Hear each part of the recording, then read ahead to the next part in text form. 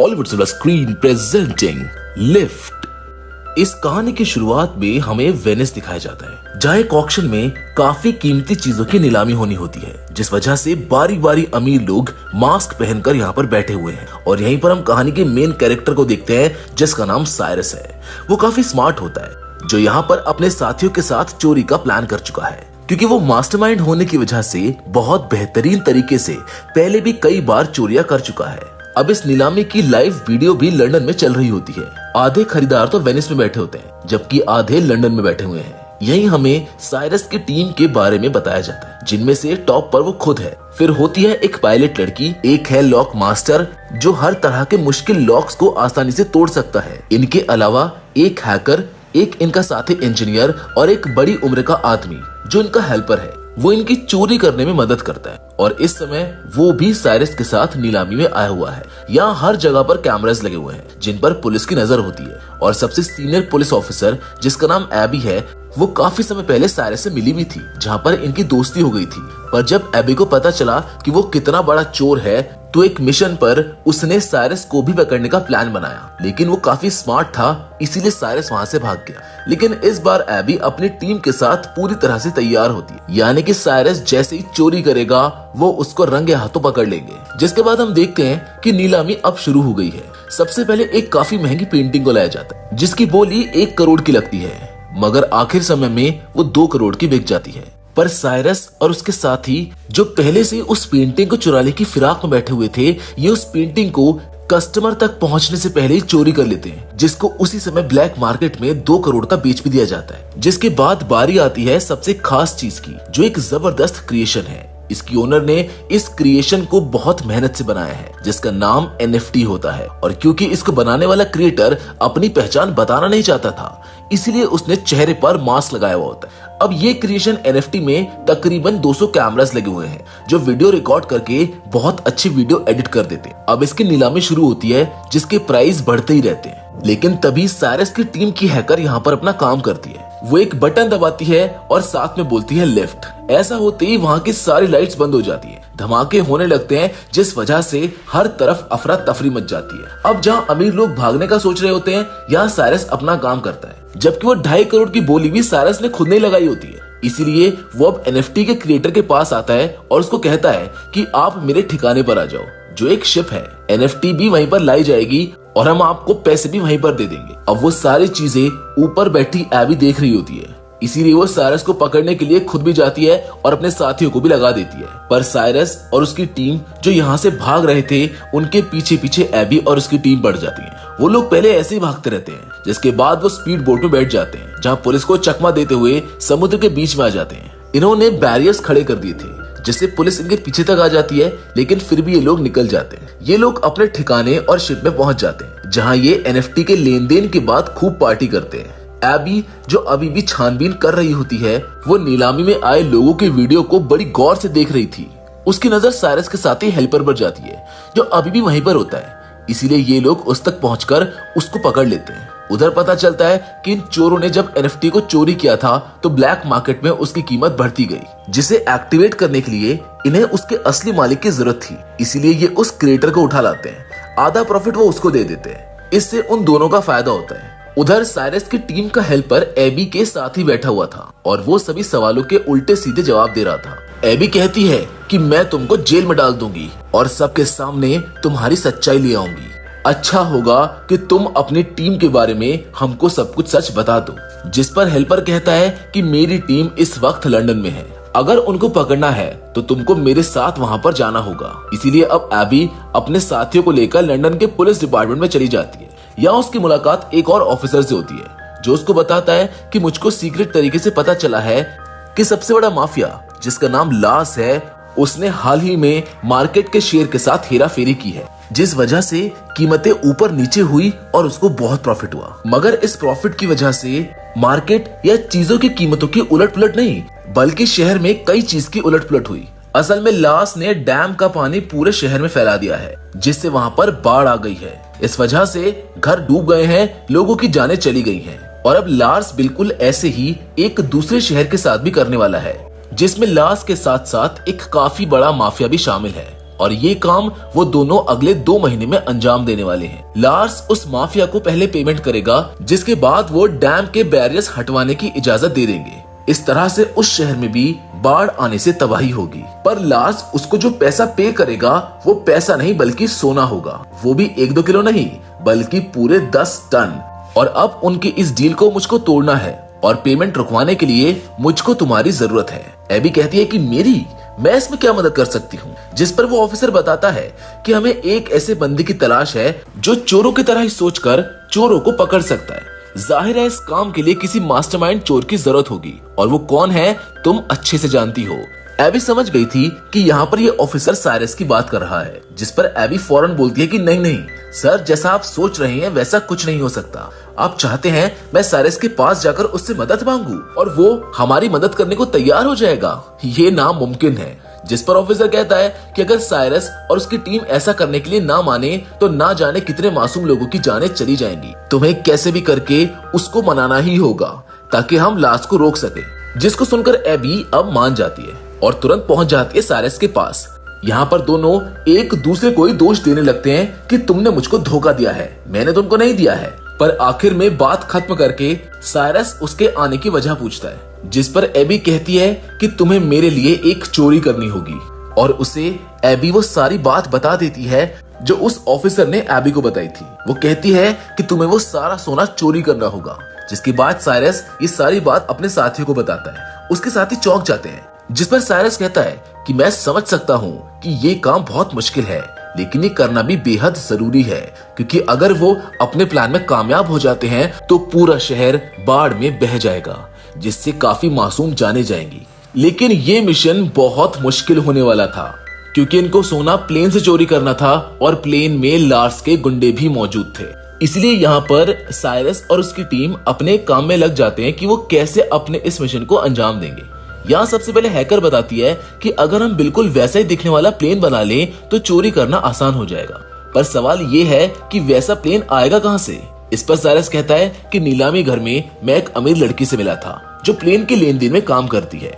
उसके पास एक ऐसा प्लेन है जो थोड़ा बहुत उससे मिलता जुलता है, जिससे हम खुद चेंज करके वैसा बना सकते हैं। तो हो सकता है कि शायद वो हमको प्लेन दे दे। इसलिए अब ये सारे लोग उस प्लेन डीलर के पास पहुंच जाते हैं, जो इन्हें वही आलीशान प्लेन दिखाती है। ये काफी खूबसूरत भी था, लेकिन इसको उड़ाना मना था क्योंकि इसमें कई सारे एलईडी ग्लास लगे हुए थे, साथ ही बहुत ज्यादा शोर भी करता था। इसीलिए डीलर अपना प्लेन देने से मना कर देता है। लेकिन एबी उसको बता देती है कि मैं एक पुलिस वाली हूँ और इस तरह के प्लेन तो रखना वैसे भी इलीगल ही है, और अगर तुमने ये हमको नहीं दिया तो तुमको जेल की हवा खानी होगी।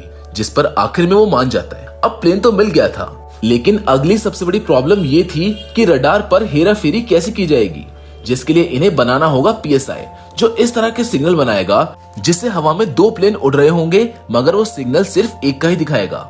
लेकिन यहाँ एक छोटी समस्या थी, मतलब जब ये दोनों प्लेन्स को एक दूसरे के ऊपर नीचे करेंगे तो कुछ समय के लिए रडार पर ये दोनों प्लेन्स नजर आएंगे, जो हेडक्वार्टर में बैठ रहे लोग देख लेंगे। इसलिए इन्हें वहां अपने किसी खास आदमी को बैठाना होगा। जिस पर एबी कहती है कि एयरपोर्ट पर मैं एक ऑफिसर को जानती हूँ जो मेरा दोस्त है, वो वहीं बैठा होगा तो हमारा काम वो कर देगा। इसलिए ये सब अब उस ऑफिसर से मिलते हैं जो हैंडीकैप था और वो व्हीलचेयर पर होता है। ये अपनी बात उसके सामने रखते हैं, लेकिन वो ऐसा करने से मना कर देता है। वो कहता है कि सॉरी, मैं ये काम नहीं करूंगा क्योंकि इसमें चोरी शामिल है, और वो भी उसके लिए जो शहर का सबसे बड़ा माफिया लास है। नहीं, बिल्कुल भी नहीं। पर तभी साइरस कहता है कि मैं इस काम के बदले तुम्हें 10 लाख दूंगा, जिसके लिए वो ऑफिसर मान जाता है। इसीलिए ये सारी टीम अपने अपने काम पर लग जाती है और इस प्लेन को ये लोग बदलने लगते हैं। जिसके बाद पीएसआई की मशीन बनाई जाती है जो सिग्नल्स में हेराफेरी करेगी, जिसका साइज बहुत बड़ा लग रहा था, जो किसी बॉम्ब से कम नहीं लग रही थी। इसलिए एबी हैकर को कहती है कि ऐसा करो कि इस पीएसआई मशीन के छोटे छोटे कई सारे हिस्से बना दो, जो हर एक मेंबर को दिया जाएगा, ताकि वो पूरे प्लेन में इसको अलग अलग जगह पर लगा सके। इस तरह काम आसानी से हो जाएगा, जिसके लिए हैकर मान जाती है और काफी मेहनत करने के बाद वो पीएसआई मशीन के अलग अलग हिस्से बना देती है। जिसके बाद आखिर इनका फाइनल दिन आ जाता है, जहाँ सब लोग अपने अपने हिसाब से तैयार हो जाते हैं। इन्होंने आधे टिकट बिजनेस क्लास के लिए थे और आधी इकोनॉमी क्लास के, ताकि ये लोग पूरे प्लेन में फैल जाएं। जहाँ पर इनको पता चलता है कि लास्ट के 2 गुंडे बिजनेस क्लास में हैं और 3 गुंडे इकोनॉमी क्लास में हैं, जबकि बाकी के 10 लोग नीचे सोने के साथ हैं। अब ये पूरी टीम अपनी चोरी को अंजाम देने के लिए तैयार होती है। हैकर ने सभी कैमरास को हैक कर लिया होता है ताकि हर एक चीज पर नजर रखी जा सके, जबकि लॉक मास्टर ने अपने हिस्से की पीएसआई मशीन बाथरूम में जाकर लगा भी दी थी। इनका एक साथी डर गया था, इसीलिए वो इस मिशन पर साथ नहीं आया था। तब उसके हिस्से का काम एबी करती है। वो अपने बिजनेस क्लास के बाथरूम में जाकर दूसरी पीएसआई मशीन को वहां पर लगाने लगती है, पर तभी एक झटका लगने की वजह से वो मशीन छूटकर नीचे गिर जाती है, जिससे वो मशीन टूट जाती है। उसके कई सारे टुकड़े हो जाते हैं, जिससे अभी काफी परेशान हो जाती है, क्योंकि उसको कैसे भी करके उन टूटे हुए हिस्सों को जोड़ना है और मशीन को फिर से चालू करना होगा। उसको वो हिस्सा वहां पर लगाना जरूरी है, मगर अब गुंडे भी वॉशरूम में आना चाहते थे और अगर उन्होंने ये देख लिया तो उनका प्लान चौपट हो जाएगा। वो सबको शूट करके मार देंगे, लेकिन यहाँ ठीक समय पर साइरस आ जाता है और अभी दोनों मिलकर मशीन को जोड़कर वहां पर लगा देते हैं, जबकि पायलट अपनी स्मार्टनेस से अपने प्लेन को उस बड़े प्लेन के नीचे ले आती है। साथ ही पीएसआई के एक्टिवेट होने का वेट करने लगती है ताकि दोनों प्लेन्स का रडार एक ही सिग्नल दे। इसलिए अभी हेडक्वार्टर के रडार में 2 ही प्लेन्स के सिग्नल आ रहे थे, जिसे देखकर एयरपोर्ट ऑफिसर की साथी कहती है कि हमको इस बारे में ऊपर खबर देनी चाहिए, जिस पर वो ऑफिसर जो एबी का साथी है वो जवाब देता है कि शायद ही मामूली सी खामी होगी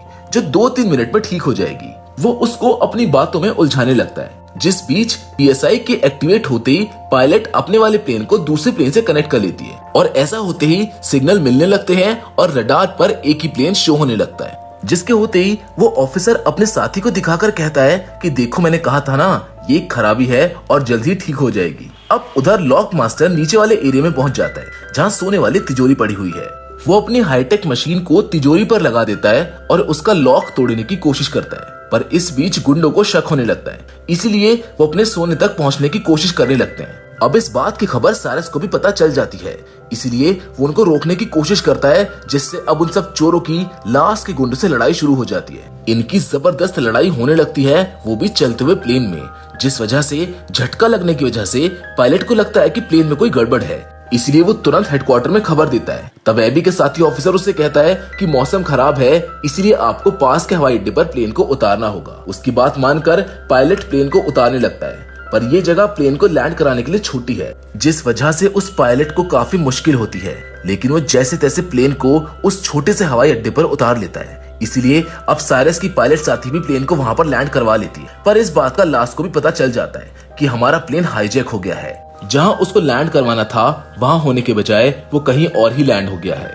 इसीलिए लास अपने साथियों को कहता है कि जो कोई भी मेरे सोने को मुझ तक पहुंचने से रोक रहा है उनको खत्म कर दो या फिर मेरे पास लेकर आओ, इस तरह मेरा सोना मुझ तक आ जाएगा। उधर लॉक मास्टर साइरस से माफी मांगता है कि प्लीज मुझको माफ कर दो, मैं टाइम के अंदर लॉक को तोड़कर सोना नहीं चुरा पाया। अब ये सोना गुंडों और उनके साथी माफिया लास के हाथ लग जाएगा और ये अपनी खतरनाक डील कर लेंगे। अब इनके पास और कोई रास्ता नहीं होता, इसलिए गुंडों के साथ सोना समेत ये लोग लास के पास जाने लगते हैं। इन्हें प्लेन के जरिए इनकी पायलट ही इनको लेकर जा रही होती है। उधर लास के पास वो माफिया भी आ जाती है। वो चाहती थी कि डील होते ही जल्द से जल्द शहर में बाढ़ आए ताकि मार्केट के शेयर्स ऊपर नीचे होने से दोनों के फायदे हों। लेकिन उस माफिया को भी पता चल जाता है कि जिस प्लेन के जरिए इनका सोना आ रहा था वो हाईजैक हो गया है, पर लास उसको समझाता है कि मेरे गुंडों ने सिचुएशन को अपने कंट्रोल में कर लिया है, माल आपको मिल जाएगा, बस डील को कैसे भी करके आज के आज ही फाइनल करना होगा। उधर प्लेन में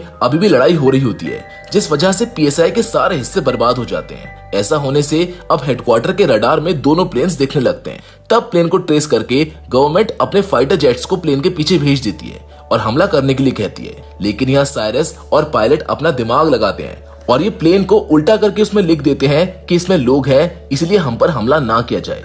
इसीलिए फिलहाल वो फाइटर जेट्स उन पर हमला नहीं करते हैं, बल्कि वो उनका पीछा करने लगते हैं ताकि जब ये प्लेन लैंड हो तो पुलिस वाले आकर इन सभी को सेव कर सके या फिर इस सिचुएशन को हैंडल कर सके। जिसके बाद अब ये प्लेन लैंड होता है लास के महल के ग्राउंड में, जो उसके घर के ग्राउंड को बर्बाद कर देता है। और सिर्फ यही नहीं, बल्कि ये उसके घर की सिक्योरिटी वॉल को तोड़कर अंदर घुस जाते हैं और ऐसा होते ही सारा सोना भी निकलकर नीचे गिर जाता है। ये देखकर माफिया लास को कहती है कि अब तो मैं सारा सोना भी ले जाऊंगी, साथ ही हमारी डील भी कैंसिल है, जो कहकर वो वहाँ से जाने लगती है। पर लार्स, जिसको गुस्सा आ गया था, वो उसको शूट करके मार डालता है। तभी वहाँ पर पुलिस भी आ जाती है जो इनका पीछा कर रही थी।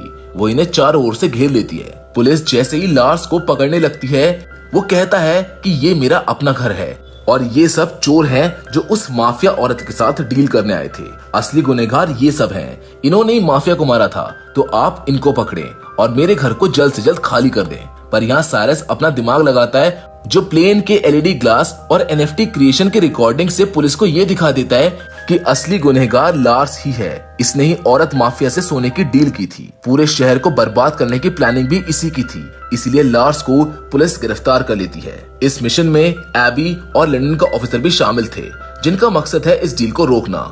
तो इसमें कामयाब होने की वजह से वो सारा सोना पुलिस अपने साथ ले जाती है। मतलब इतने मुश्किल हालात का सामना करने के बाद भी इन चोरों के हाथ में कुछ नहीं लगता है। लेकिन फिर भी एबी साइरस की टीम का हिस्सा बन जाती है। यहाँ एबी जब बच्ची थी तो उसे एक पेंटिंग काफी पसंद आ गई थी, जो अब साइरस उसको गिफ्ट करने का सोचता है, ताकि एबी उससे इम्प्रेस हो जाए और ये लोग फिर से एक हो जाए। और अब यहाँ पर सबसे बड़ी बात सामने आती है। असल में लॉक मास्टर ने तिजोरी को तोड़कर सारा सोना पहले ही वहाँ से निकाल लिया था।